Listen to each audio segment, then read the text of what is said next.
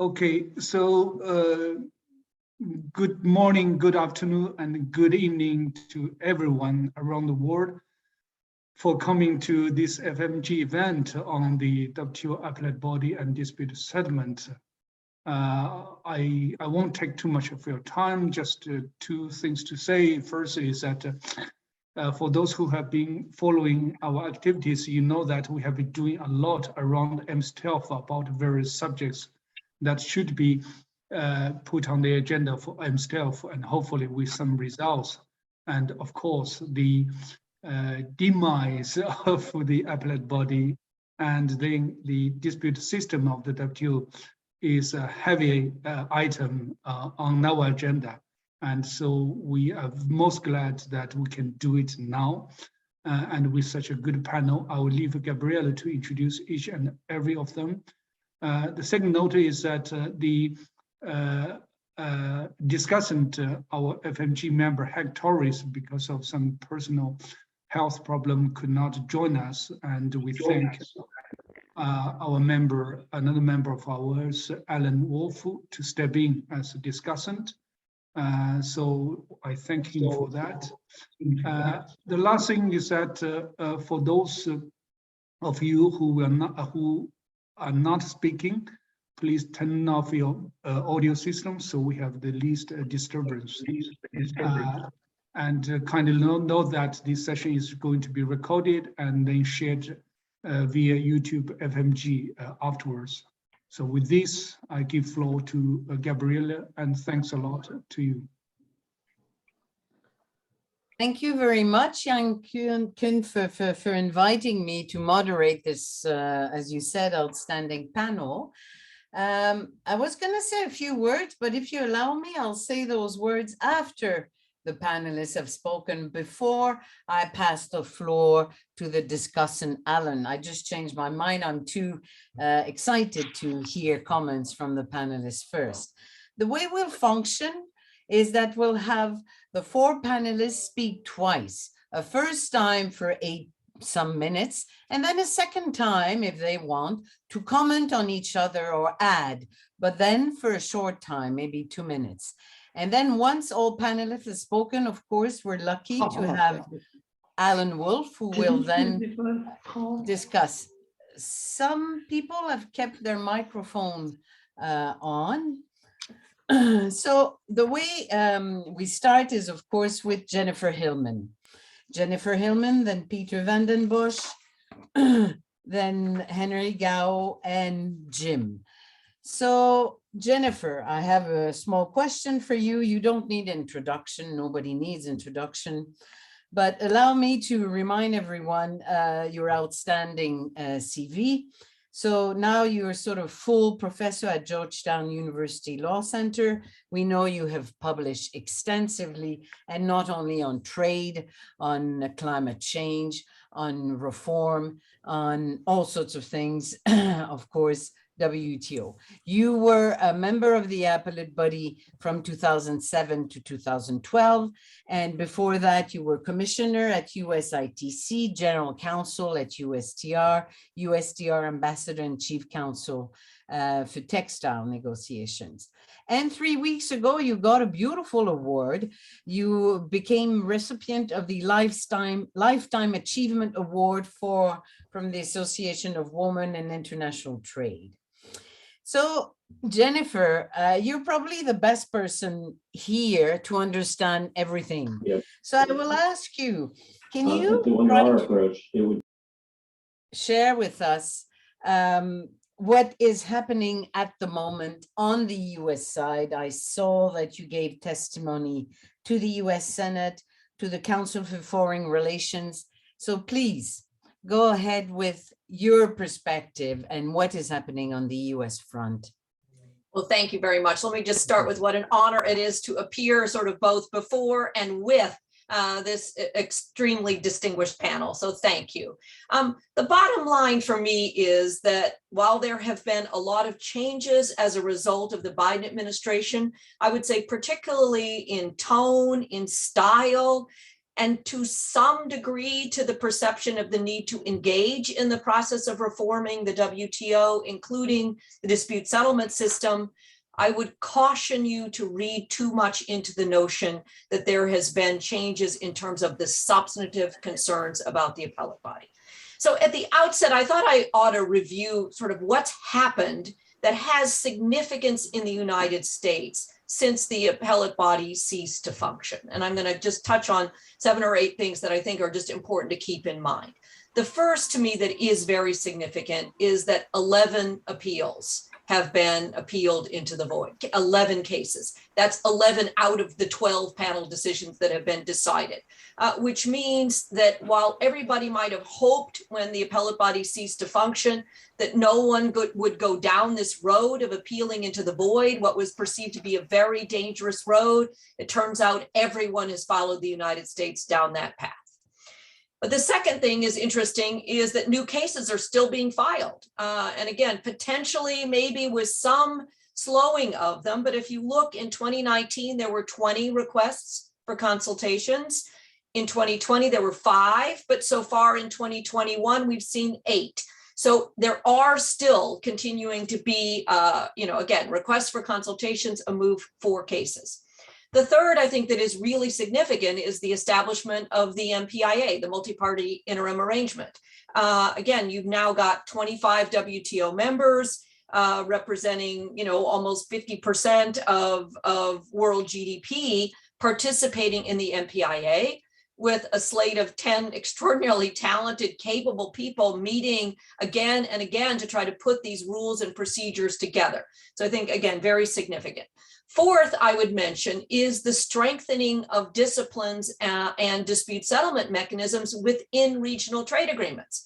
And I think really important is the fact that the United States, as part of the renegotiation of the North American Free Trade Agreement, what is now referred to as the USMCA, has much stronger, much more binding, much more detailed dispute settlement provisions in it, which means the United States is signing up to these kind of binding dispute settlement initiatives. The fifth thing I would comment on is while there were obviously hugely intensive discussions at the end of 2019 leading into 2020 with Ambassador Walker coming out with what I've referred to as the Walker principles, DG Acevedo engaging in all of this intensive meetings, giving way to what is now, I think, somewhat resignation in at least the US side. And what you're hearing is a very pro forma objection every time at the dispute settlement body. And at least on this side of the Atlantic, a lot less discussion about restoring the appellate body, not even very much on reforming overall the WTO, very limited business engagement with these issues around the dispute settlement system. I mean, sixth and important to me is the Ottawa Group coming into being. And again, I think a lot of hope on the US side that if the United States stepped away from a leadership position, that others were going to step into that void and sort of take on that mantle. Again, given that Alan Wolf is sitting here, I would only note that, he called on the Ottawa Group just, not even a year ago to start putting former proposals on the table. Even specifically adding his own notion that, to protect the integrity of the dispute settlement system, you might want to consider that the ability to access the panel system be conditioned on parties agreeing in advance to be bound by the result, either by agreeing not to appeal into the void or to go to the MPIA or some other way to say you can't even access the system if you're not willing to be bound by its results. So my only comment would be that we still need the Ottawa Group to step forward, because I will say there are some in Washington that are still saying, the US is tired of being the leader. We're done leading, let everybody else sort of move forward. The seventh thing that to me was important on the dispute settlement side is the publication of a paper by the European Union, its new open, sustainable, and assertive trade policy that included what was a very significant statement on the US side, which is the statement that says the United States has raised a number of valid concerns about certain adjudicative approaches of the appellate body, as well as about specific rulings in certain cases. it was really important on the US side to hear that the EU is coming forward and saying, in essence, we agree that a lot of what the United States has been saying about the appellate body is valid. And again, for me, this was important because there are many in the US who lay a lot of the blame for the appellate body's demise at the feet of the European Union. And that they believe that the European Union wants to turn the appellate body into the European Court of Justice. And to the extent that that is still a belief or is heard, just understand that that is anathema in the United States. The more that the appellate body is perceived as becoming closer to the European Court of Justice, with a significant secretariat, with significant role for precedent, with significant carryover from one case to the broader European Union, the more the United States will object. So again, I think that was a very important statement. And last but not least, obviously, was the election of the Biden administration. And I'm only going to comment on, so far, there have been two sort of important statements or announcements that allow us to get a glimpse of where the Biden administration may be headed. But I will say, again, good on the rhetoric, it remains to be seen where the action will go. And so the two things have been, a speech from Catherine Tai, the new United States Trade Representative, made in Geneva. And again, I think that's sort of significant that she even traveled to Geneva, considering that her predecessor never came to Geneva for anything connected to the WTO. But again, the backdrop of this has to be that the United States has, at every single dispute settlement body meeting since the election, gone through the same formal mantra. We're not in a position to support any decision to move forward on selecting new appellate body members, that the United States continues to have significant systemic concerns with the appellate body. The United States believes that members have to undertake a fundamental reform if the system is to remain viable and credible. All of those things are being said at every DSB meeting, including after this statement from Catherine Tai. So what did she say that was significant to me? Sort of four things that are really significant coming out of her speech. And I will post in the chat a link to it for those of you that want to read it in its full text. One is that she clearly accepted and embraced the notions that were put forward in the Trump administration, that countries are getting through litigation what they could not and did not get through negotiations, meaning she is accepting the notion that the dispute settlement system has been writing the rules, has been adding obligations to the United States or taking away rights in a way that's not consistent with what the United States understood. Secondly, she clearly linked reform of the dispute settlement system to changes in the negotiating function of the WTO, and made it clear that the United States will not accept reform of the dispute settlement system without reforms on the rest of the WTO issues. Thirdly, to me, was a significant emphasis on the ways in which dispute settlement has departed from the origins of what it was intended to do, which she described as the objective of facilitating mutually agreed solutions between members. And she commented that now the dispute settlement system has become prolonged, expensive, and contentious litigation rather than trying to find a mutually agreed settlement. And fifth, to me, was a major emphasis on the role and control of members over the process. I mean, again, her quote, "Reforming dispute settlement is not about restoring the appellate body for its own sake or going back to the way it used to be. It is about revitalizing the agency of members to secure acceptable solutions." So again, pretty significant to me where they're coming from. The second important indicator, I think, of where USTR is headed came from a hearing last week on the confirmation process for the United States' ambassador to the WTO, a woman named Maria Pagan, who has been a longtime litigator, a deputy general counsel at the United States Trade Representative. And again, the key takeaway for me from her testimony and all of the answers that she gave to the questions that were asked is an emphasis on returning the dispute settlement system and the appellate body to what was originally intended and again, be very clear, or at least what the United States believes was originally intended. And again, I'll just quote her, what we want, and if confirmed, what I will work hard to do is to have conversations so that we can restore the appellate body and the dispute settlement system to what we thought we had agreed to. We never intended the appellate body to be a rule-making body. We believe that rules have to be enforced, but it has to be the rules as they were negotiated and agreed by the members. So when you hear the United States talk about the rules as negotiated and as agreed, understand that the major area in which the United States perceives that the appellate body wrote the rules, that they were not agreed upon, where countries got through litigation that which they could not get through negotiation, that's the area of trade remedies, where the rules Thank as you, written. Jennifer. Yeah. Can you in 30 seconds? Yeah, no, so I will stop there, but because I think that is sort of the framing of it. And then we'll save my 2 minutes to sort of say, where do I think this takes us? Because I think that is, those two pronouncements are the key ones. And like I said, I'll put links to them in the chat. Thank you.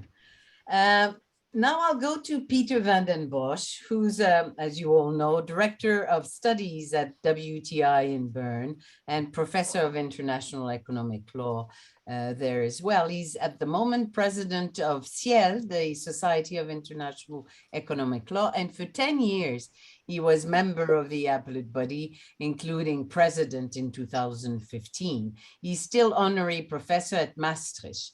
And you all know that Peter has widely published books, articles, and all sorts of things, including an outstanding paper that I read yesterday on the demise of the Appellate Body.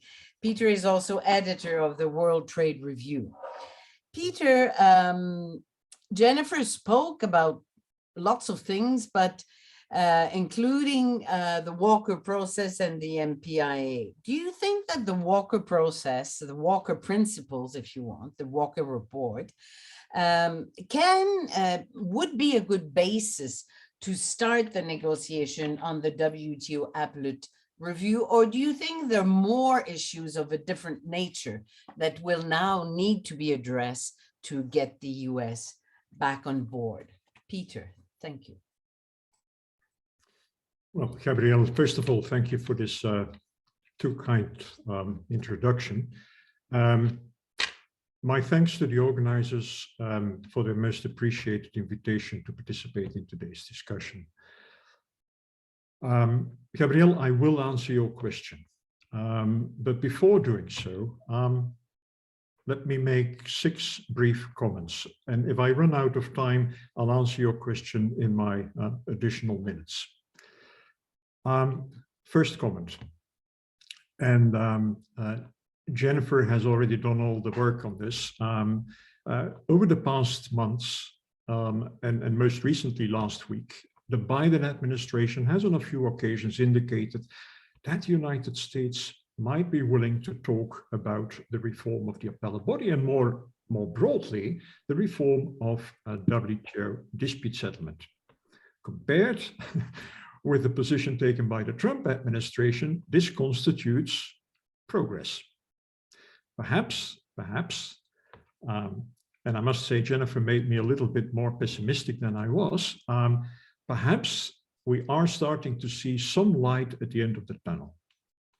Second comment, talks, negotiations about the reform of the appellate body and more broadly the reform of WTO dispute settlement can only really start when the United States makes it clear what their position on reform is. Beyond stating that they want reform and that they want the system to go back to what they thought they agreed on in 1994.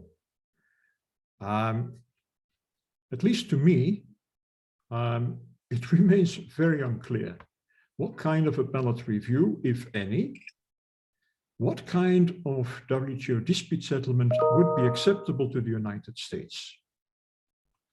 Third comment.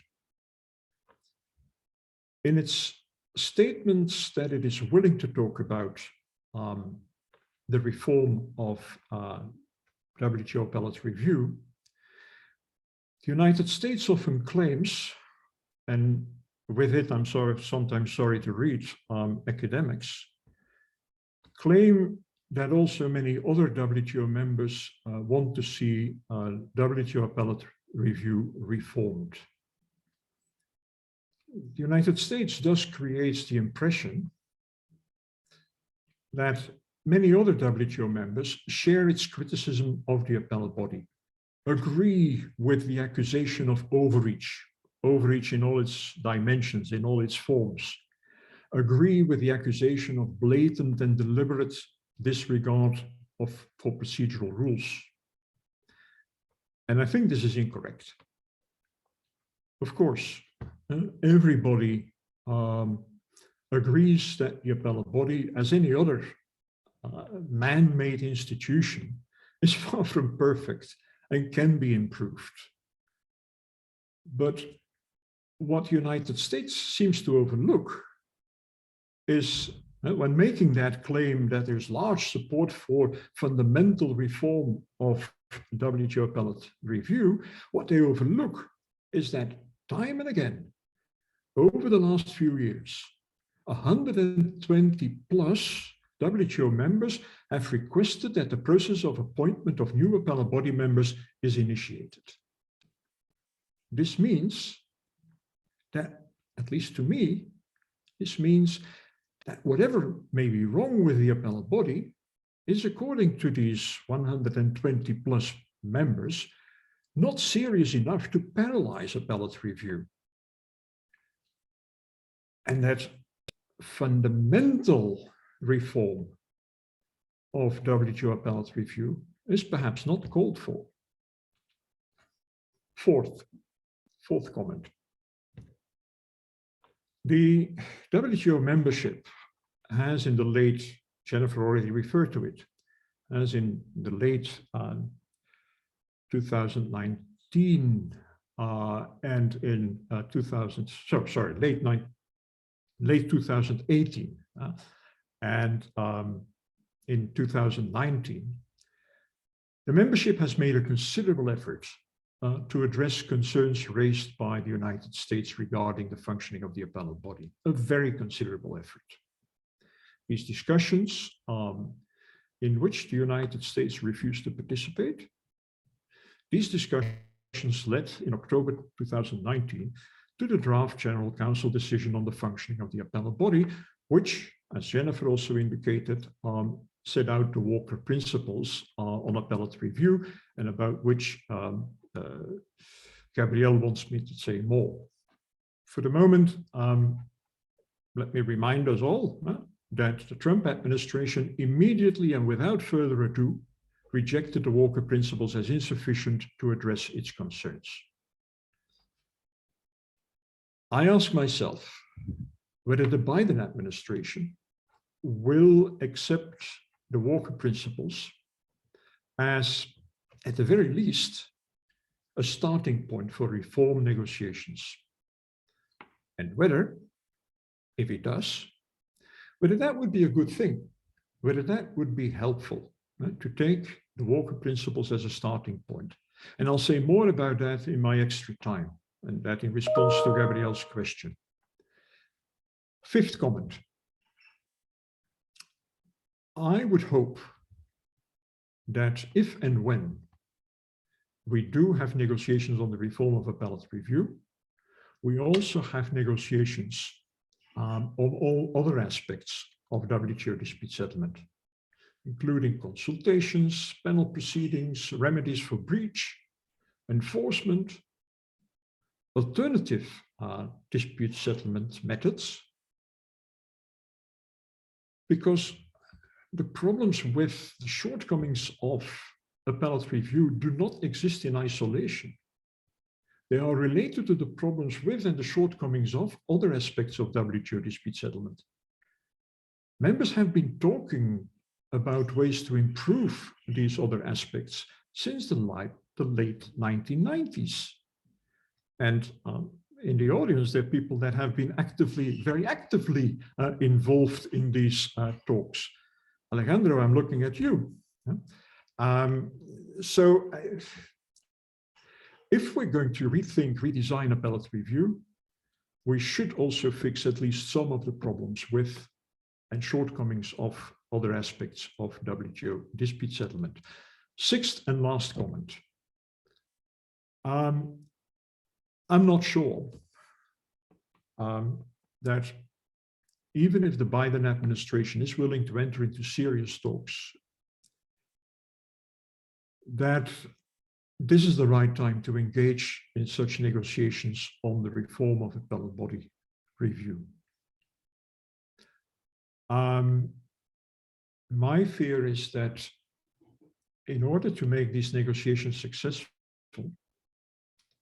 too many bad compromises will need to be made.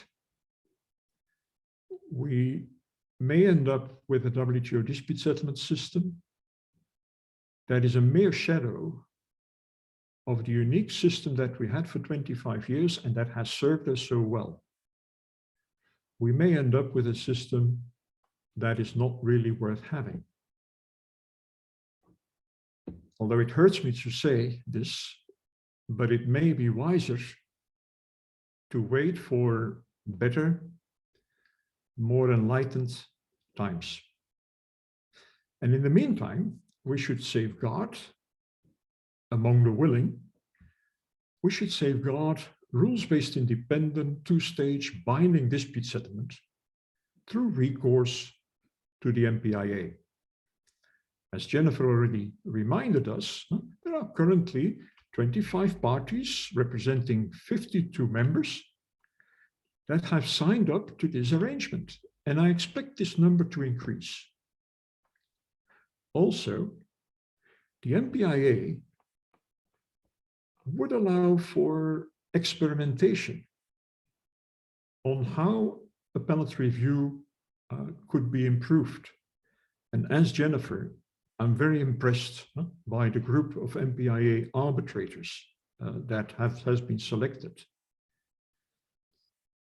However, and let that be my concluding thought for my initial comments.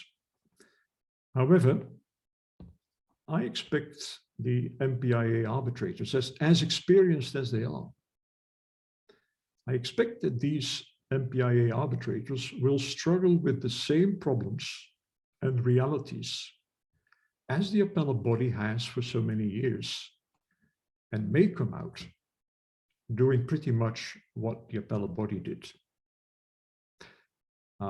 Gabrielle, if I have additional time, I will. Well, you're already at 11. Jennifer was at 12. I really would like you to Okay. comment on each other after. So allow me to go to Henry, and you'll have time afterwards. Do you forgive me, Peter? So Henry Gao is Associate Professor of Law at Singapore Management University and Dongfang Scholar Chair Professor at Shanghai Institute of Foreign Trade. And before moving to Singapore in 2007, Henry taught at the University of Hong Kong. He also taught international economic law and policy in Barcelona, in Macau, and many other places in Asia.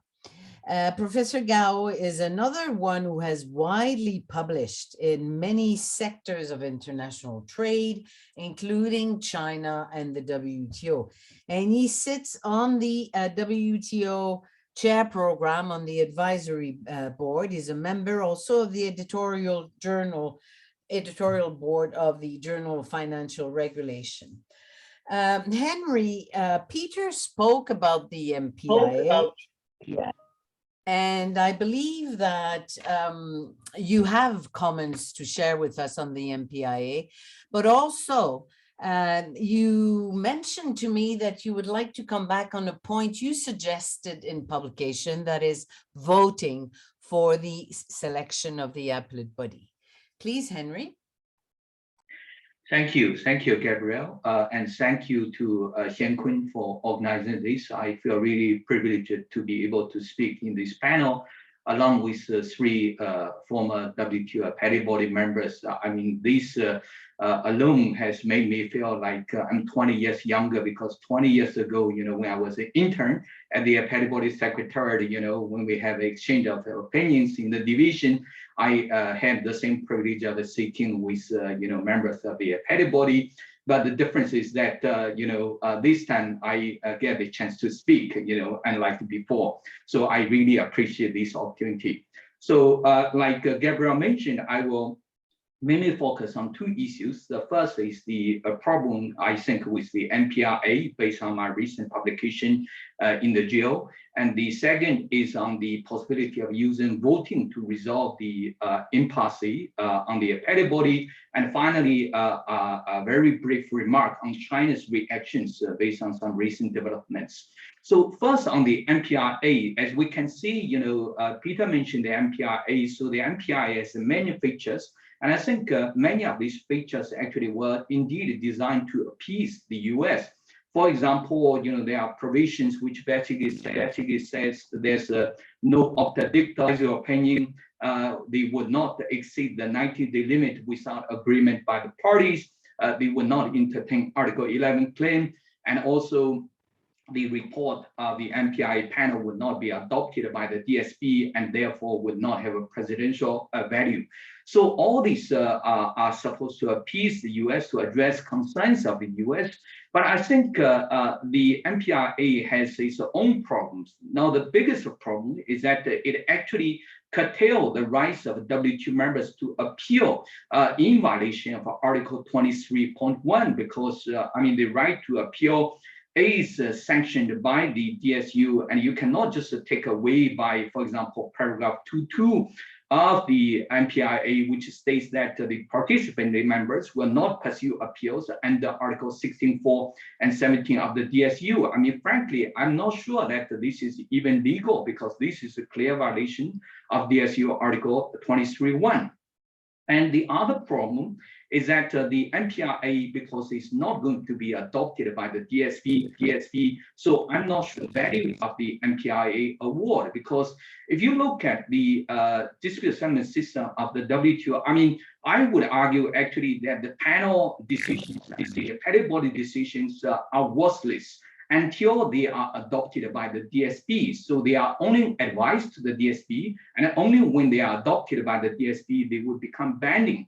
And now you have this new institution, the MPRA, whose decision will not be adopted by the, but it could be used to actually override the decision of a panel, the panel that is established by the DSP and has amended by the DSP. I find that really problematic, because basically you are using a kind of an actual legal institution established among some members to sidestep the institution that has been provided for under the WTO framework.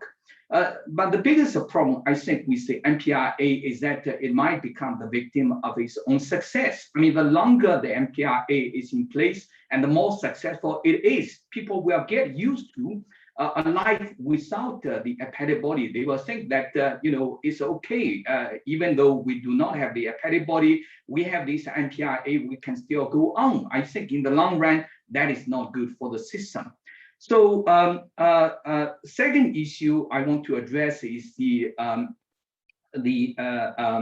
using of the voting mechanism, which is already provided under the WTO framework to address the Appellate Body problem. Because even though the MPRA, many people are praising it, but I do not think it is going to address the main concerns of the US, because the main concerns of the US, as mentioned by Jennifer and Peter earlier, is that they do not really want a binding two-level adjudication mechanism. And the MPRA is in some way, a kind of two-level adjudication mechanism, which I'm not sure is really what the US wanted.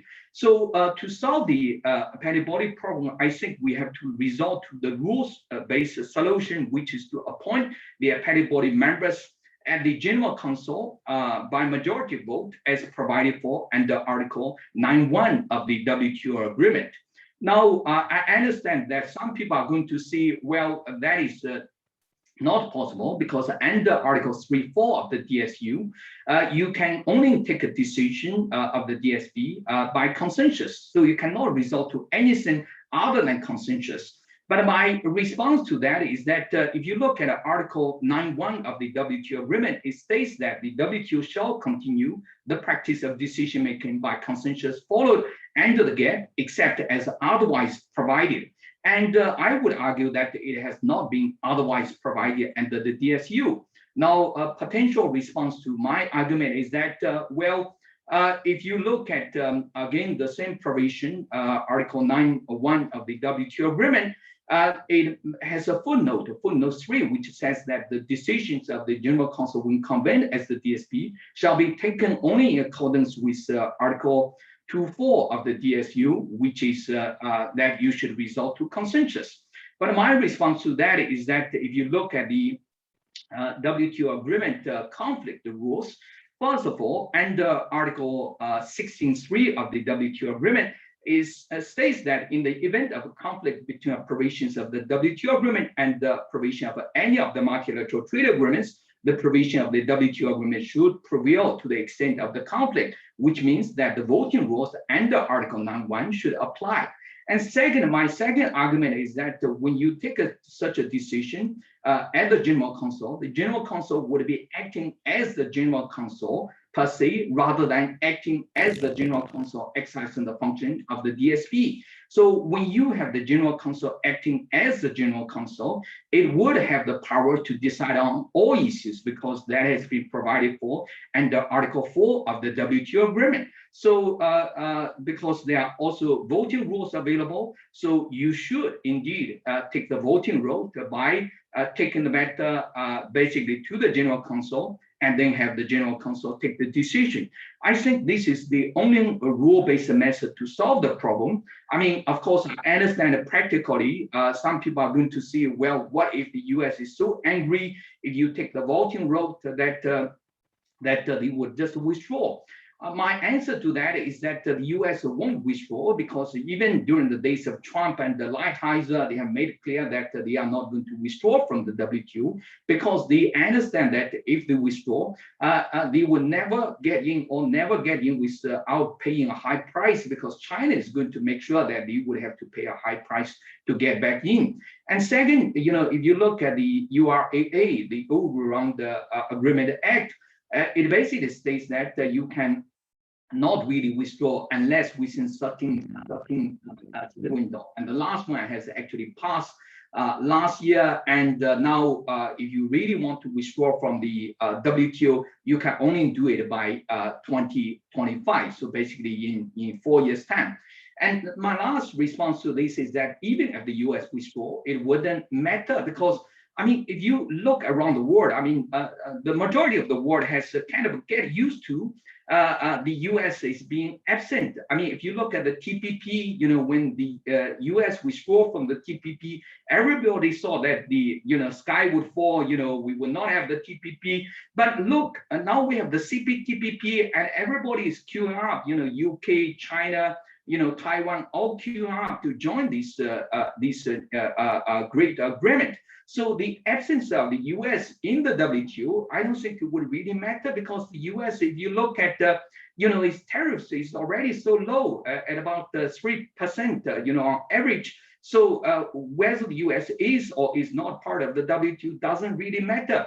And the fact that the US is a WTO member didn't prevent the US government from applying all these double-system tariffs against the EU, against China, and against many other countries. So I don't really see any value of having the US in the WTO, especially even now, you see that the US is not really engaging in many of these initiatives like this, except, some like the one on e-commerce.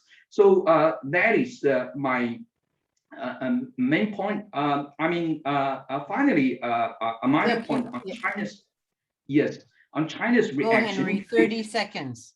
Sure, this is very brief. So when Catherine Tai was in town, actually Chinese ambassador had a meeting with her and they discussed the WTO Appellate Body issue.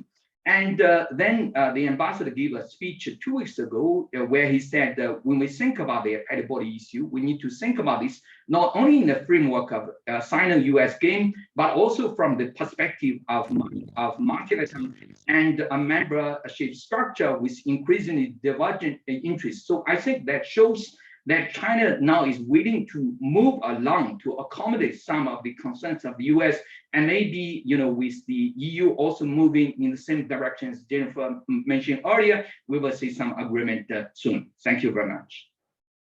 Thank you, Henry.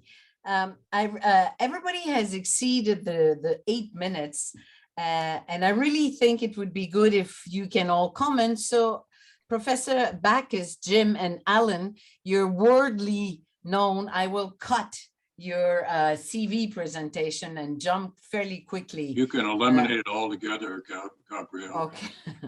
So I think you're one of the only member of the Appellate Body who was chairman twice, but I wouldn't swear on this, but you have extensively published, including 2 books during COVID. So please, Jim, we heard Peter allude to this issue. Now I'm asking you, is it really the best time to try to revive the Appellate Body at the moment? And when I said the moment, I don't mean in November, but in the coming months and weeks. Please, Jim. Thank you, Gabrielle, and thank you all for inviting me to join in this mutual therapy session via Zoom. For the record, my friend and mentor Julio Lecarte was chair of the appellate body twice. There may have been others to whom I apologize because it slipped my mind. I want to make just 2 points. The second will be my reply to Gabrielle's question. And I look forward to comments from all assembled here. The first is the notion of what was originally intended in the creation of the appellate body as part of the World Trade Organization and as part of a binding international trade dispute settlement system. Now, there are others on this call, Alan, Jennifer, Bill Reich, Jeff Schott, Americans who were around at the time, but unless I'm mistaken, I'm the only one here who was in the Congress of the United States at the time. And not only was I in the Congress, I was one of the 6 original co-sponsors of the implementing legislation for the Uruguay round trade agreements.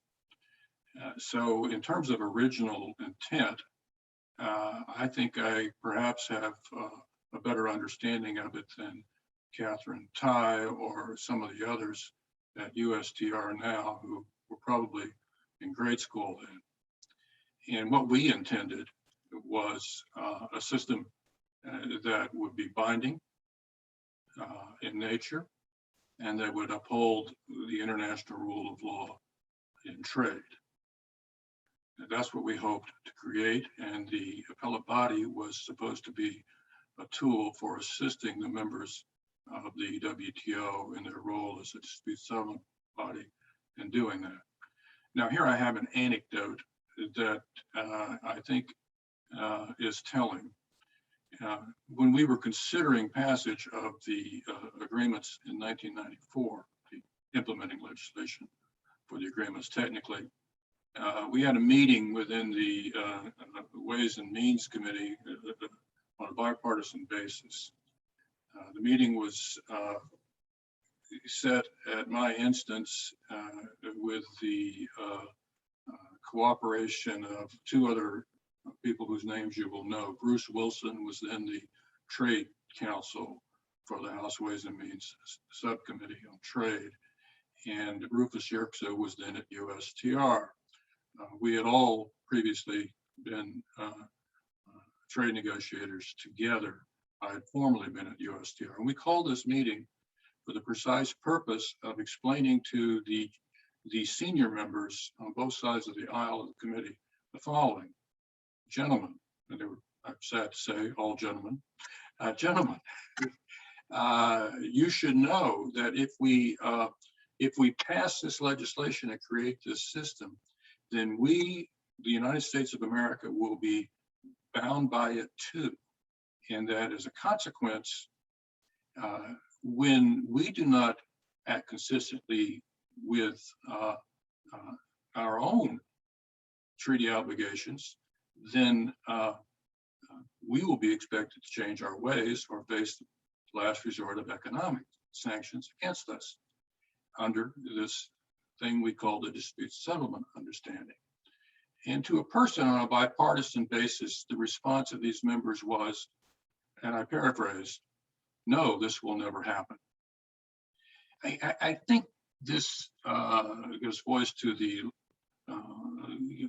ambivalence of the United States that has always existed to any type of foreign oversight, any type of international rule of law that might affect the discretionary judgments of the United States. There are two traditions. On the one hand, we have the Lockean tradition, which says the rule of law is essential for freedom, and this includes, of course, the international rule of law, as has been elaborated over the past several centuries. And Jennifer, Alan, we all broadly adhere to this tradition. The other tradition is, well, we need to hedge our bets. And what we want is for the international rule of law to be a sword when we want to use it against others to get them to do what we think they should do. But we want to have a shield against it in the form of this area of sovereign control. Because there will be times when we want to exercise the rule of power instead of the rule of law. And that's, of course, a Hobbesian notion. So we're ambivalent about this. We always have been. Bob Lighthizer and Donald Trump are in that other tradition. And we go back and forth. And I think what we have in the Biden administration is, sad to say, what looks more and more like a softer version of the Hobbesian tradition. The international rule of law is fine when it suits our interests, but we can ignore it when it doesn't. What does the United States want in WTO dispute settlement? The reason they won't come out and say it is basically they want a veto. And that's where the members are in terms of confronting the United States. Will they give in? And this, Gabrielle, leads me to your question. Like Peter, I am concerned about what may happen now if a push is made to reconstitute the appellate body under the current political and geopolitical circumstances. The statement by the EU speaks volumes in saying that the United States has, quote, valid concerns. I don't know anyone at DG Trade who actually believes that. And it was purely a political concession to the United States that got the Europeans nothing, and now they're stuck with it. And I'm afraid that there is such a desperation among the rest of the WTO membership to get the United States back fully within the system and at the negotiating table, that they will acquiesce to all kinds of, as Peter put it, bad compromises. And ultimately, one of those compromises that's going to be necessary to get the United States back at this time is going to be somehow to reduce, constrain, eliminate the independent judgment of the appellate body. And key to the rule of law is independent judicial decision making, whether you call them judges or not, in an ostensibly quasi-judicial system. To the extent that the United States is given a red line over appellate body opinions, as I will point out, they suggested they should have as long ago as 16 or 17 years in the past, then that's going to undermine the dispute settlement system, because while right now we have de facto a return to the GATT system, if the other members of the WTO to agree to these kinds of compromises, then we will have de jure a return to the GAP system. And it's because Jim, the you GAP have a system- minute and a half. Can you I have a respond to my sentence. question? I have Can one you sentence. respond to my question? I think I just did, but I have one sentence to say, which I've now forgotten because you Sorry. interrupted me. I think that we may destroy the appellate body in trying to save it. And if we destroy the independent operation, the impartial operation of the appellate body, then we destroy the dispute settlement system, and ultimately we destroy the WTO. If there's something I didn't answer, Gabrielle, please let me know. But if I understand your answer is that it may not be the right time, or it may certainly not have been done the right way. I agree with Peter on both points. I suggest we wait. Okay, thank you. I suggest that before we go to the discussant, to Alan, as mentioned, you each take 1 or 2 minutes, not more than that, because we really have to go back to the participants. So 1 or 2 minutes. Jennifer, do you want to add something or comment on what was said? Sure, I'd be happy to comment. Mostly, I will say to slightly disagree. Again, I'm happy to talk with Jim because I think there are plenty of people at DG Trade, for example, that do agree with what was in the EU paper. But maybe I'll just say I think the honest issue for the WTO and its members is whether you really think you're going to end up in a better place by waiting a long time in order to take on these issues. Because my own sense is the answer to that will be no. The longer that you go down a road in which you simply are muddling through, I think the more likely it is that the muddling through remains what comes. And so then the question comes, are these so-called compromises, too much for everyone to accept that this is going to end up with a system that is better than what we have right now. Again, because remember, what we have right now is 11 out of 12 of the panel reports being appealed into the void. That's where we are right now, where countries are appealing any decisions that they don't like in order to preclude them becoming in any way binding on those countries. So it really does beg the question of, okay, if that's the option A is to stay where we are, everything getting appealed into the void. To me, understand that down the road, that probably means less and less even panel work if the outcome is going to be appealing into the void. So then the question comes, what's the other option in terms of dealing with the United States? What would it take to come to some place where the United States may or may not, be willing to sort of join a consensus? And to me, again, we don't know. I would certainly agree with Peter. The United States has not been clear about exactly what it would take. But I think at a bare minimum, it would have to be, in essence, the Walker principles as we've described them. And I would say, particularly with respect to the role of precedent, cutting back on that, prohibiting sort of gap filling or rulemaking. And I would argue some changes along the way along with it. I mean, clearly there's going to need to be a significant cutback in both the size and the role of the Secretariat of the appellate body, because I think that was part of the sense from the United States that again, the whole system had moved way too far away from where it was, way too close to becoming sort of the European Court of Justice sort of model.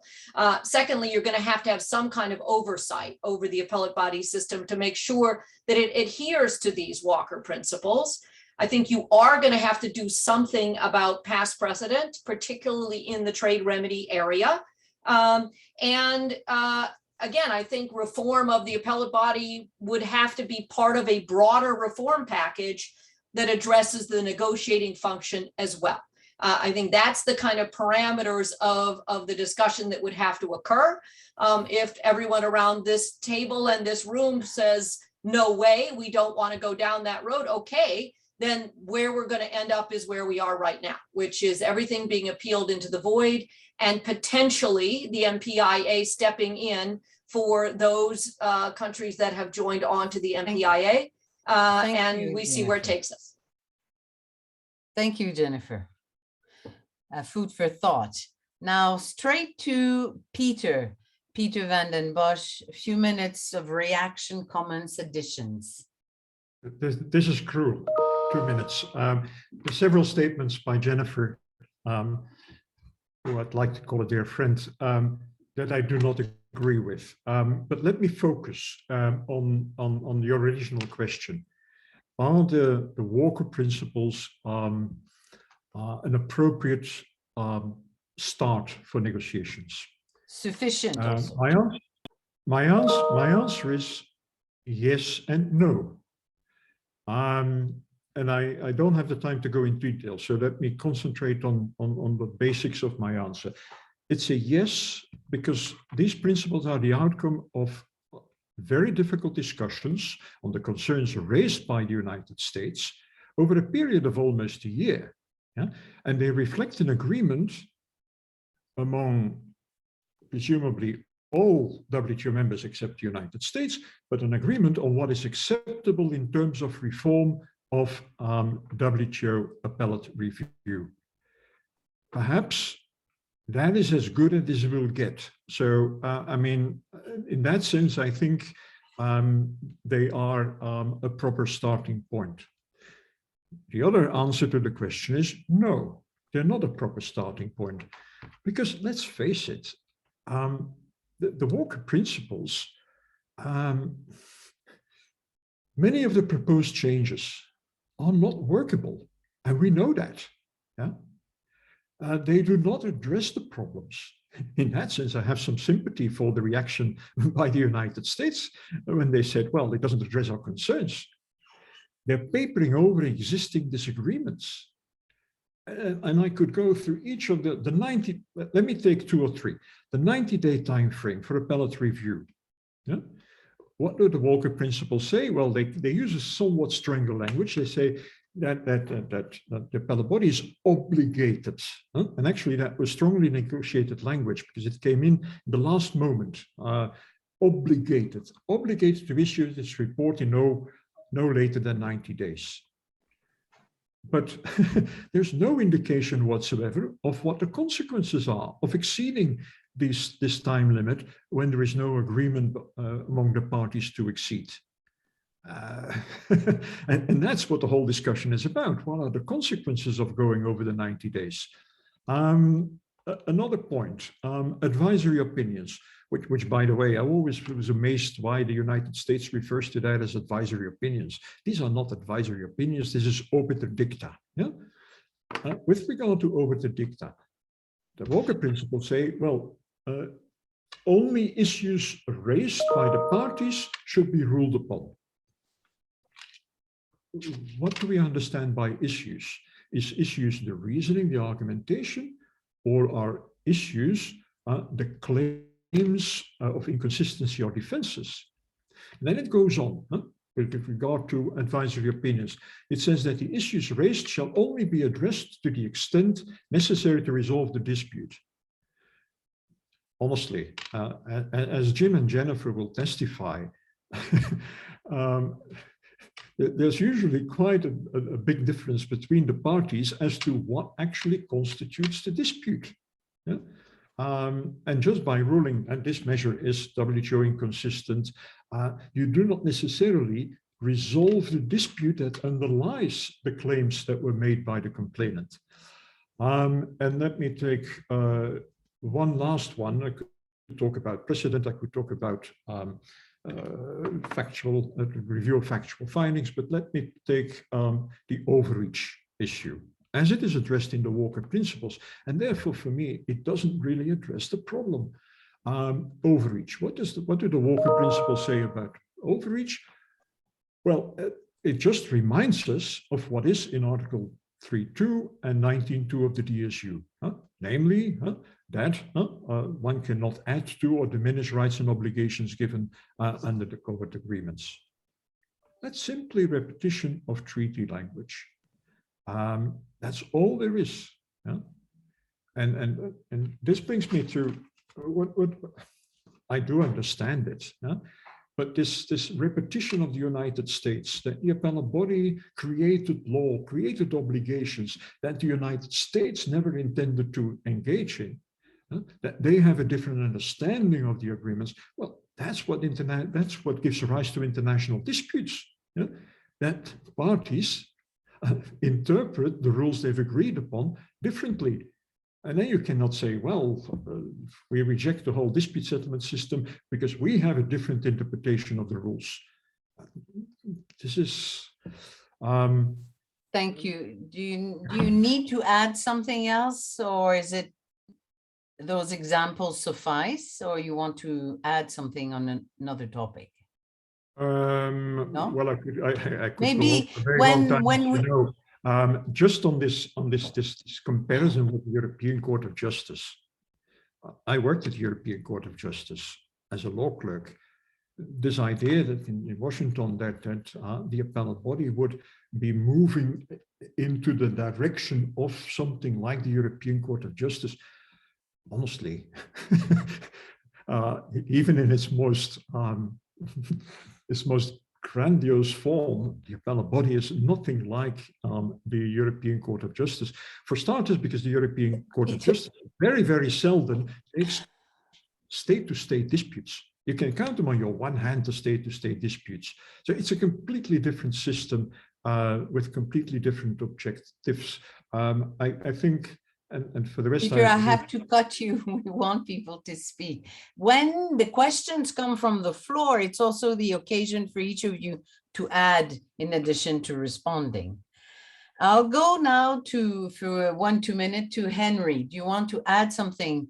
I would only say, Henry, that if you start voting on the appellate body, there could be voting in other issues. And this is why I personally think it's not realistic, but go ahead. Any other additional comments, please? Thank you, Gabrielle. Yeah, actually, I anticipated this argument in my article, and my response to that is that this is basically the atomic option, and the U.S. has first started, like in the Second World War, to use atomic weapons, so it shouldn't blame the other WTO members for responding with another atomic option that is throwing out the possibility. And I expect that the voting could only be invoked, in later cases, extraordinary cases. I mean, even though we start this practice of voting, I do not really expect realistically, they would result to voting for everything. For example, like India and South Africa's, resistance to GSI and so on. I don't think that would happen, because you still need a critical mass of WTO members. WTO members resort to voting for this really to happen. Now, regarding the comments made earlier, I would just make 2 brief points. The first one is that the longer we are, delaying a resolution on the appellate body, I think the worse it would be. So I would agree with Jennifer that we should resolve this sooner rather than later, because, see, the U.S. actions, I think now, even though now it's only like about 2 years, but it is already creating some really bad examples for other countries, because other countries now get used to this idea, like you mentioned earlier, Gabrielle, that if they don't like any decision, they just they just appeal into the void. They just throw out the decision. So a recent example is China's appeal into the vote of the solar safeguards case, in which, ironically, actually the U.S. won on the point on enforcement development in safeguard cases. So that is really a bad example. And also, I think the other WTO members will try to emulate the U.S. in terms of tactics. This tactic of just blocking WTO decision by abusing its veto power, essentially to get what they want. You already start to see China, following many of U.S. examples. For example, if you look at China's recent laws, on national security, I mean, all these are basically following the script that was used by the Trump administration. So I do think that we should really give a serious look at the potential systemic effect of U.S. blockage. And my last point is that, if we entertain... 1 minute. the request of the U.S. and start to discuss all these concerns, to bring back the appellate body, should we only consider the U.S. request, or should every WTO member now have the right to throw in something that they don't like about the dispute settlement system? I think in reality, probably the latter scenario is more likely, especially the big members. I think China, India, and Brazil, maybe they will start to see, I don't like this part of the appellate body or the dispute settlement system. Why don't we reform that? And I think that is just like opening a can of worms. We don't know where it will lead to. Thank you. Thank you, Henry. Last, Jim, 1 or 2 minutes additional comments or whatever before we go to Alan. Jim. Thank you. On the ECJ, I'm very much in favor of the Supreme Court of the United States one day becoming once again a court of justice, but I have no such aspirations for the appellate body of the WTO. I do want to zero in, however, on the issue of trade remedies. As we Americans know, this is largely about trade remedies, and on a bipartisan basis, those in power in the United States want to have as much latitude in the application of trade remedies as they can. WTO rules often get in the way. There have been many WTO judgments on these U.S. measures. Some of them I help write. With many of them, I agree. With some of them, I do not. But it seems to me that this is really about trade remedies. I think the appellate body should continue to judge matters that arise under all the covered agreements, including on trade remedies. But I think the members themselves need to sit down, as I think I wrote in a Wall Street Journal article 4 or 5 years ago, and work through this division between the United States and largely everyone else over the application of trade remedies. If the members of the WTO disagree with a substantive judgment by the appellate body, that's not the appellate body exceeding its remit, that's just the appellate body taking a judgment that members don't agree with. If enough members don't agree with it, then they can adopt a formal legal interpretation. So far, that's never happened.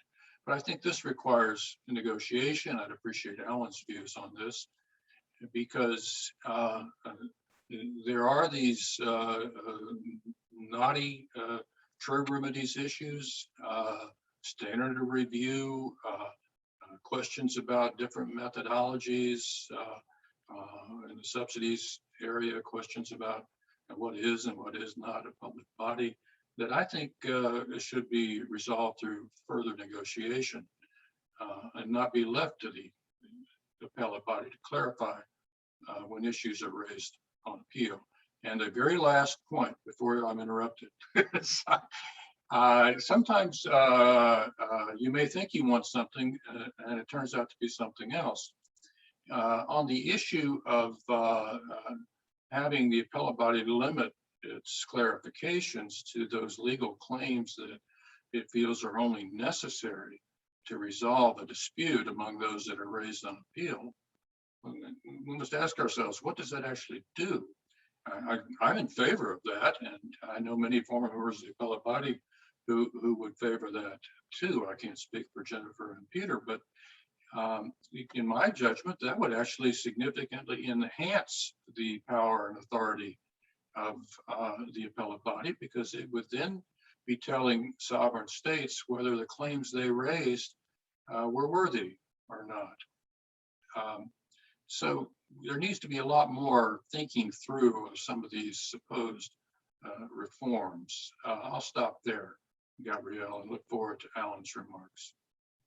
Thank you. So it's 4:45, but Jan Kuhn told me that we can go above, because I'm sure the comments and questions from the floor will be interesting. I won't say anything. I cut my own remarks, and I go straight to Alan, please, with your comments on the 4 speakers. Thank you. Well, first of all, it was a very, very good panel. We could not have chosen better people to come and speak to these issues. It's phenomenally thought-provoking. I have 5 quick points to make. One is the WTO is in a constitutional crisis, and we should recognize it as such. It has 2 major parts, 2 components. One is, of course, the dispute settlement system not working the way it was supposed to, without the appellate body being there. The other is no rulemaking on a multilateral basis, and the 2 are related. We're hopeful for MC12, we've discussed this internally, that rulemaking will be returning. At least there'll be a promise of rulemaking. The basic questions involved with respect to this constitutional crisis involve sovereignty. The way the WTO is designed is that, in effect, none have a veto over the outcome of a dispute to preserve independence, but the dispute settlement body is really a nullity when it comes to involvement. So the members have no say over what's happening on that side. They can speak, but it has no effect. And on the other side, any member can raise its hand and say, I veto going forward, like on the World Food Program. Tanzania can say, no, no, no, we're not going to have that. Or India, I'm going to link that to something else. So that's number one. Number two, I believe it's important to engage, to begin a discussion. I hear the concerns of Peter and of Jim that this might go off the tracks, you might get something worse, but we're not living in a very good world right now, in that China and the United States do what they want to do to each other. When the US and the EU collide, which they may over things like carbon border adjustment mechanisms going forward, there needs to be some way of working through some things, both as a legislative matter, and there'll be some dispute settlement aspects as well. So I think there's a danger of maintaining the status quo without an effect working on it. And we have the glimmers, I hear the cautions from Jennifer, but the glimmers of we're willing to talk, which I think you take that up. If you're a diplomat, you take that up immediately. Number three, governance is political. In the case of the US Supreme Court, I think that the Chief Justice, Roberts, decided that actually getting rid of health care for 20 or 30 million Americans by striking down Obamacare wouldn't be a good thing for the health of the court.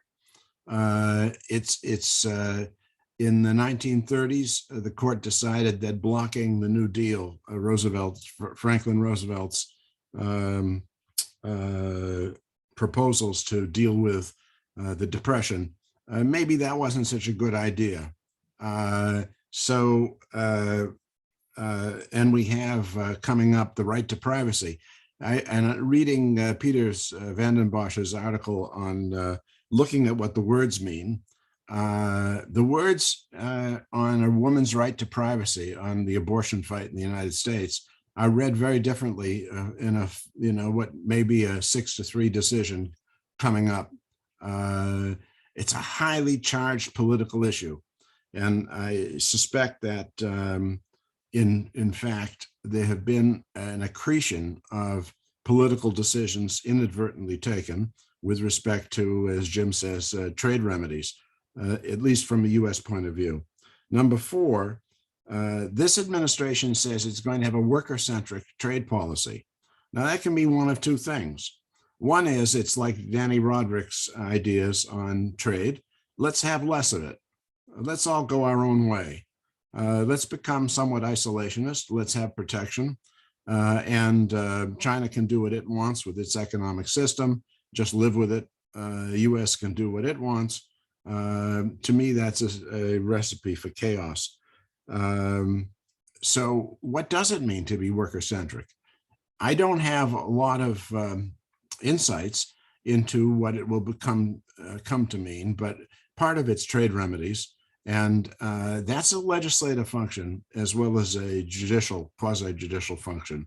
What is going to be allowed for the balance? If you want broad trade liberalization or maintain the current openness, what's the price you pay when an area of the economy gets into trouble? What happens when those who lose as a result of trade? It has to be part of domestic law in terms of adjustment assistance, that sort of thing, but it's also part of the trading system rules.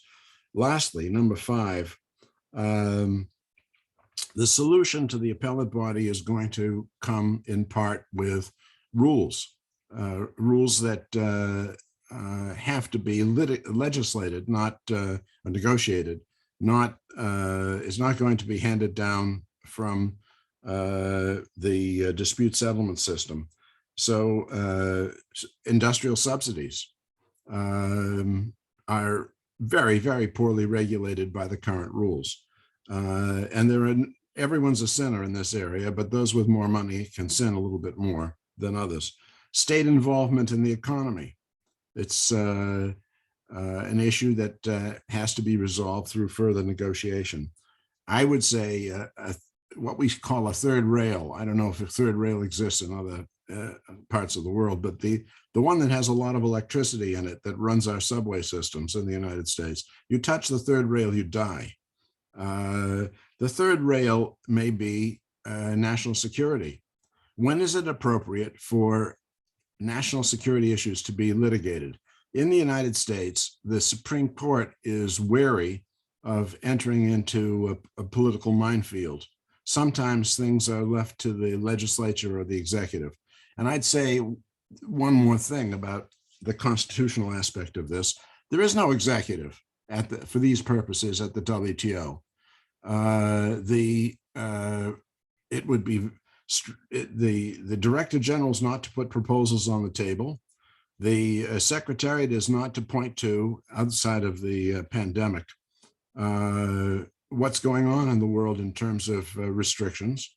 That if there's something that's obviously outside of the rules, which US and China made no pretext of justifying their actions against each other under the rules, the Secretariat is mum, can't say a word. Look at the IMF managing director and the World Bank president. Are they silent as to what's going on in their spheres of responsibility? So I think there's a lot that has to change in the WTO. Part of it is dispute settlement. I would urge active engagement because I think that we need independent, binding dispute settlement. And that requires an appellate function, an appellate stage to correct errors, but not turning the entire system into a system of litigation, but in having something that is more pragmatic and usable. And can people agree to that? I think so. It just takes an effort. And I hope that effort will begin. I'll end there. Thank you. I wish Hector well. I'm sorry he would have been the discussant for this, and I stepped in at the last minute, but I'm not without opinions on the subject. Thanks. All right. Thank you very much, Alan. Here's what I suggest. We have about 20 minutes max. I will take some of the questions, read them out. I think I have about 5 questions, and then each of the 5 of you, the 4 panelists and Alan, can comment on 1 or 2 of those questions. So I think for the benefit of everyone, there were exchange about trade remedies, exempting trade remedies from the appellate, from the panel process, and there were pros and cons on this. Someone also mentioned, why don't we simply skip the panel stage and have only an appellate body? I suppose the appellate body would need now to start about facts.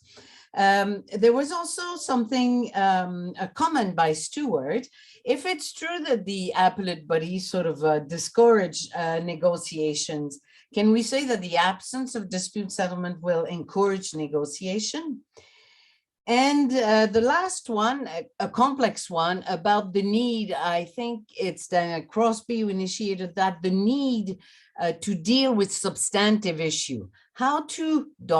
correct, if you think that it has to be correct, the past case law, how to make sure that in the future some interpretation will take this route or not this route. Is it possible to deal with substantive issue relating to the jurisprudence in the past and to how to rectify? I'm not too sure. So I suggest, unless there are more questions that come up at the moment, I suggest that we go maybe with Alejandro is asked to make a remark. Yes, you can certainly intervene because these are written questions. If you want to speak, 1 minute, it's okay. Alex, do you want to go? Yes, thank you, Gabrielle, and thanks all the panelists, fantastic contributions, as well as that remarks by Alan. I just, as one of the 10 arbitrators MPIA, I will not offer my personal views, but I just want to make a political observation, just not to get confused. And I think that one has to make a distinction. I think that most, if not all members, it seems to me, disagree with the actions taken by the United States to paralyze the Appellate Body. But that does not mean that there are many members out there, big, medium, small, that to some extent agree with all or some of the concerns that have been raised by the United States over the years.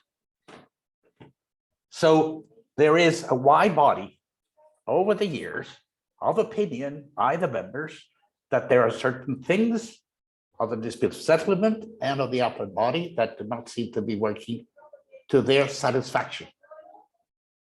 And this is not related to specific cases, but this is views that I think they have been consistent over several years.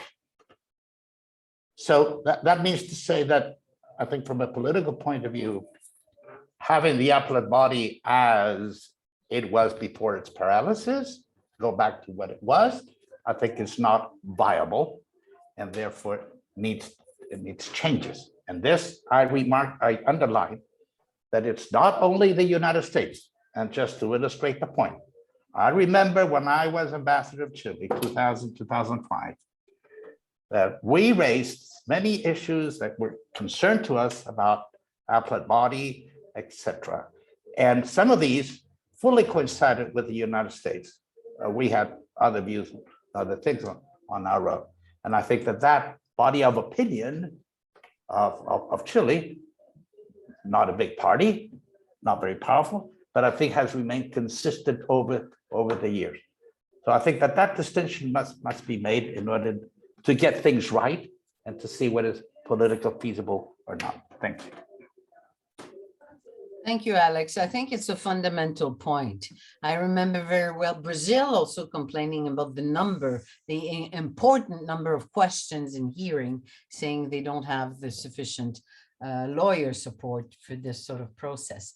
So as I suggested, unless you have other approach, I will go to Jennifer in the order we had, and you answer the questions amongst the 4 or 5 that were mentioned as you like. Well, thank you. I'll only just add a little tiny bit on to underscore what Alejandro Jara just said, because I do think some of what Catherine Tai said in her comments, I think is resonating with everyone. And that is largely, and again, I'll just read her comments, that dispute settlement has become synonymous with litigation that is prolonged, expensive, and contentious, that it has come to symbolize a system that is unwieldy and bureaucratic, and that this process is so complicated and expensive that it is out of reach for many. And I think she is touching on something that I do think a lot of the members of the WTO share, which this is becoming now this rarefied air, which unless you've read and memorized and know every single prior case, unless you're prepared to spend just days upon days in Geneva to pay lawyers to write hundreds and hundreds of pages of briefs. You're not in the system. You're not participating in the system. And I think that's one that everybody, more or less agrees with. The system became really unwieldy, really bureaucratic, really expensive. And that was not what was intended.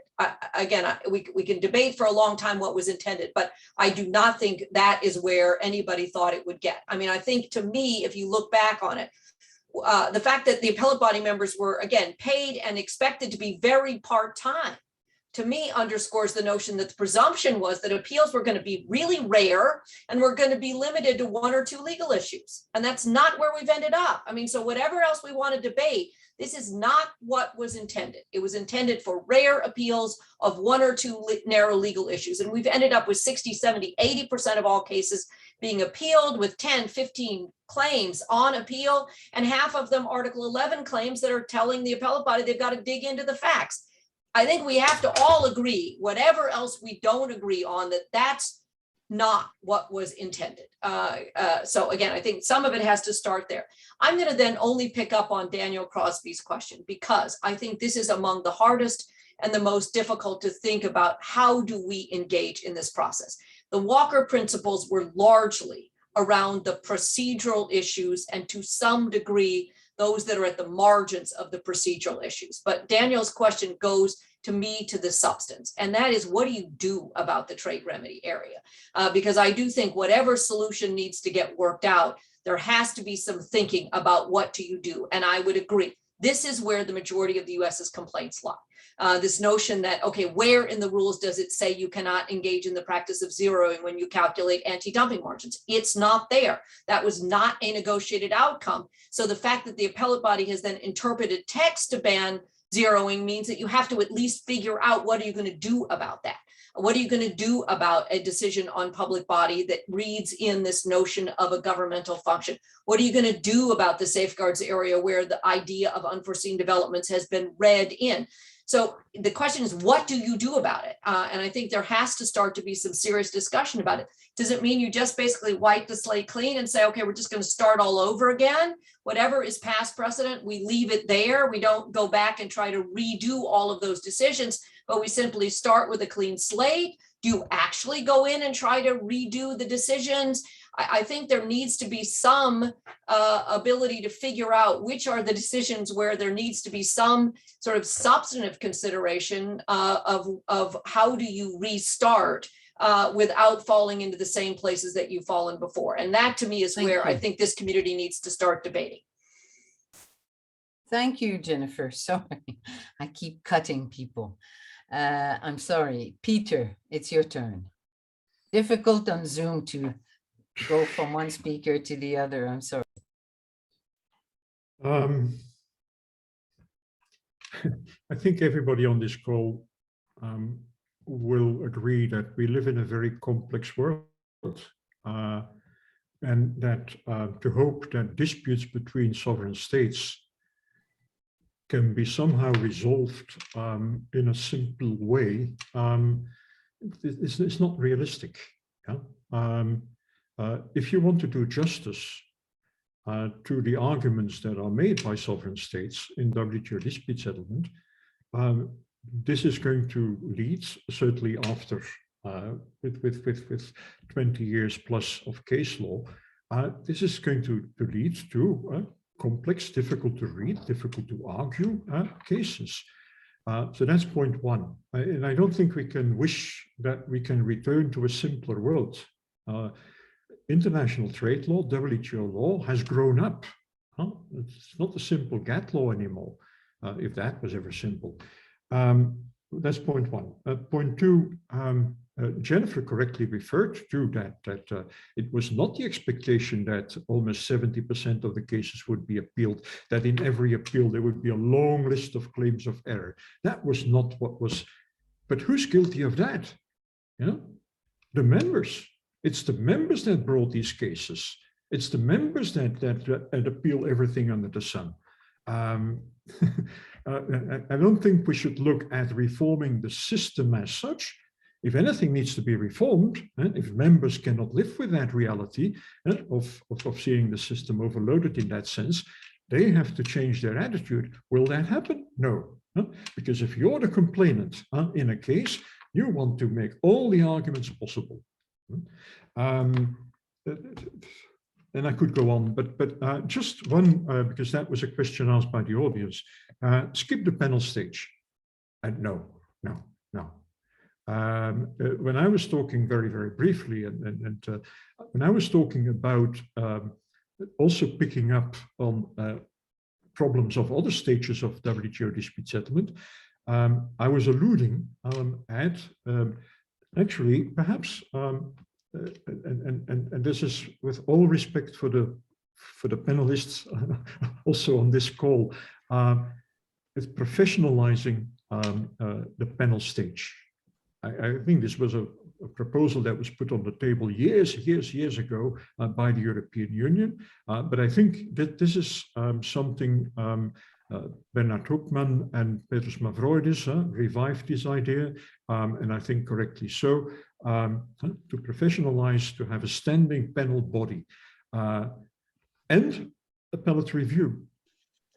Because many of the issues that come to WTO dispute settlement are too important to be decided by just one level. And what I have seen in the many years that I had the honor to serve on the appellate body, that the argumentation of parties at an appeal stage had become already much more sophisticated than at the panel stage. They learn from the panel stage, they make their arguments. I sometimes felt sorry for the panel because they had to work with arguments that were not completely developed yet. Peter?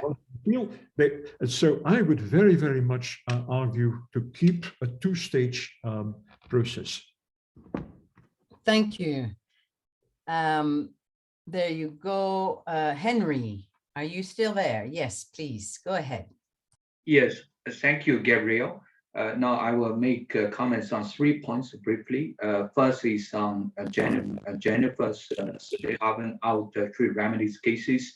Jennifer has explained very clearly the rationale for this in the chat. I think it's clearly explained, and I would agree that this rationale applies especially to anti-dumping cases, because we have Article 17.6 of the anti-dumping agreement, which basically provide for a kind of a more differential Chevron type of standard review for anti-dumping cases. And even though that standard has not been expanded to other trade remedies cases, but maybe we can apply the same rationale. But my only concern regarding Jennifer's suggestion is not with regard to the substance, it's more with regard to the precedent that this could create. I wonder, if we decide to carve out the trade remedies, would other members start to ask for carve out for other disputes? I could easily imagine, China start to say, why not we carve out the censorship cases, or, even just on trade remedies, why not we carve out the SOE cases when we discuss the subsidies? So I guess we have to think carefully about the systemic implications, even though, as I said earlier, I do agree with Jennifer on substance, there are very reasons to see that the trade remedies should be carved out. Now, second, on the relationship between negotiation and dispute settlement function, I agree with the comment made in the chat again, that we need to we need to solve the issues with the negotiating function, and even start to discuss the dispute settlement systems problems. But I think now, at the rate things are going in the WTO, I think maybe the WTO can't solve its own problem, because if you look at all these new rules in the WTO, they are all negotiated, as some sort of a joint statement initiative, rather than as a multilateral agreement. And for this type of agreement, I guess the expectation is that they are not going to resort to the dispute settlement system because, the membership is small, and also it is on a voluntary basis. So I guess maybe that issue is a kind of moot. And finally, very briefly, on the issue of removing the panel stage, I guess the majority of the audience here today are probably lawyers, so we do have a preference for a more legalistic institution like the AB, and we think that the panel, because it's composed mostly of diplomats rather than lawyers, we regard that as a problem of the dispute settlement system. But I think there would be some other people, in the system who would argue that actually the fact that the panel composed of mostly diplomats is a feature of the system, because it basically provides a way, for you to know the feel on the ground, when you have all these diplomats, trying to figure out a way to solve the dispute. So I again would, give a word of caution before we decide to remove the panel or even professionalize the panel, by making it all by lawyers. Thank you. Thank you, Henry. We have 5 minutes left for both Jim and then Alan. Jim, please. I'll try to be brief. Gabrielle, please assume that I'm going to be brief. I would not remove the possibility of appeal to the appellate body and trade remedy disputes. But again, I do think this is the central issue we face. And these are really legal issues. And I don't see some of the key legal concerns as really issues of supposed overreaching by the appellate body from its authority, as much as supposed mistakes by the appellate body of legal judgment fully within its authority. There are concerns that the appellate body got it wrong, and this to me is a reason why they have to be corrected through negotiations in further rulemaking, which would of course bind the appellate body. On the issue of zeroing, of course, the issue wasn't whether zeroing per se was prohibited by the anti-dumping agreement. It wasn't. The issue was whether there was a fair comparison made in the dumping calculation, and determining whether there is a, quote, fair comparison using the Vienna Convention rules requires an element of judgment. On the question about unforeseen developments in the safeguards agreement, the legal question was whether that requirement had indeed been erased by the safeguards agreement, which is in Article 19, or whether it still existed under the appropriate legal construction of the safeguards agreement. You can disagree with the judgment the appellate body made, but that wasn't overreaching. That was simply a judgment made within the bounds of the appellate body's authority in dispute settlement. Lastly, on the issue of what is or is not a public body, I think Jennifer and I probably agree there that the appellate body got it wrong, but that wasn't overreaching. That was the appellate body trying to do its job. You've got a phrase called public body in the subsidies agreement. You looked at the back of the agreement, there's no definition. So what does that mean? In each of these cases, if a sufficient number of WTO members think the appellate body got it wrong, then they have the exclusive authority under the treaty to adopt a legal interpretation. I know all the reasons why they don't want to do that, so don't bore me with repeating them. But the truth of the matter is the opportunity is there to correct a mistake made by the appellate body, if indeed there is one. These kinds of issues need to be resolved through negotiations. If the United States is going to continue to insist that the appellate body cannot exist unless they change the views on these issues, then that needs to be a topic of negotiation with the other members. Enough of this. Thank you. Thank you, Jim. I think there's only about 30 to 60 seconds, Alan, but I really want to hear you. I apologize if it cuts automatically, but we certainly would benefit from your comments, Alan, too. a quick anecdote. Japan and Korea had a Fukushima fish dispute, which was very acrimonious. And Japan won at the panel stage and Korea won 100% because it was held that there were factual issues that still had to be resolved, which couldn't be resolved at the appellate stage.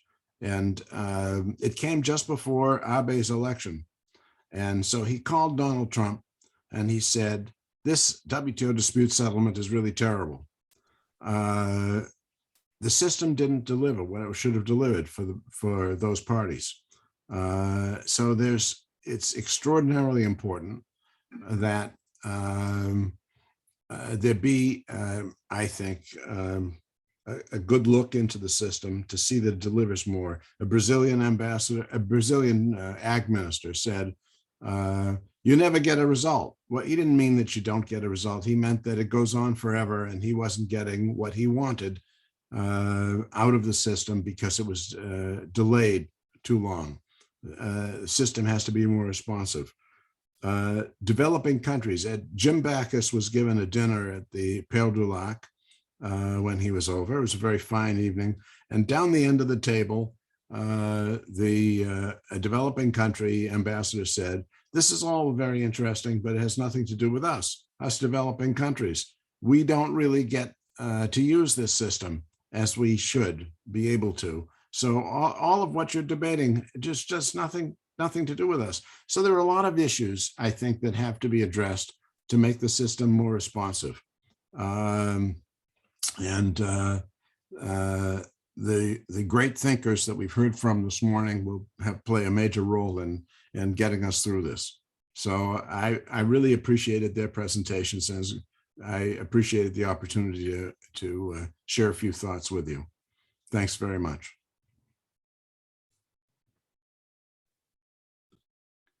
Gabrielle, you're muted, Gabrielle. I said thank you to all. I'll stop here because I think Jan-Kun, you'll say a few words of closing. But the Appellate Body and the reform of DS is important for a million reasons, including improving the trust between states, between WTO members. Go ahead. Yeah, thanks a lot, Gabrielle, to you and also to the whole panel for such a enlightening discussion. I mean, as I said at the very beginning, this is a heavily significant subject. And of course, we have such a heavyweight panel making great contributions to our discussion. But we seem to be leaving this meeting with a heavy heart also, given the uncertainty, great uncertainty, as described by our panelists ahead on this issue. Of course, we have the MC12 coming, and many members will bring this issue up for that meeting, and they may also establish a WTO reform process, which of course will look at broad issues, including the AB. So let's see what happens, and then we may invite you back again for further discussion on this. And I do look forward to next time to engage all of you. And I would say on behalf of the whole group that this is one of the best session we have had, thanks to you all, and looking forward to see you next time. Thank you very much.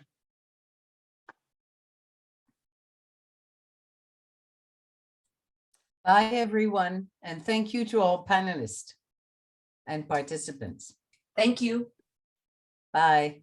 Au revoir, merci. Au revoir. Thank you. Bye.